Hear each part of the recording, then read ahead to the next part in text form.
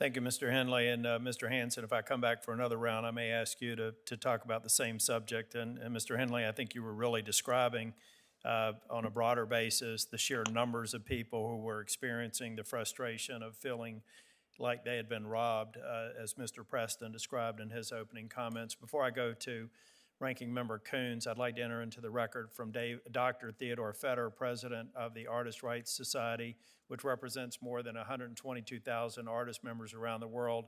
His letter points out the challenge many small and individual artists face as they attempt to police the internet for infringing content. That objection will be entered into the record. I'd also like to enter into the record a letter from the Copyright Alliance, which represents the copyright interest of more than 13,000 organizations and more than 1.8 million creators. The letter states that piracy is one of the greatest threats to welfare and economic security of individual creators. And finally, without objection, I'd like to enter into the record a letter from the Music Workers Alliance, an organization of independent musicians and DJs, calling on Congress to act on the findings of the recent Section 512 report from the United States Copyright Office.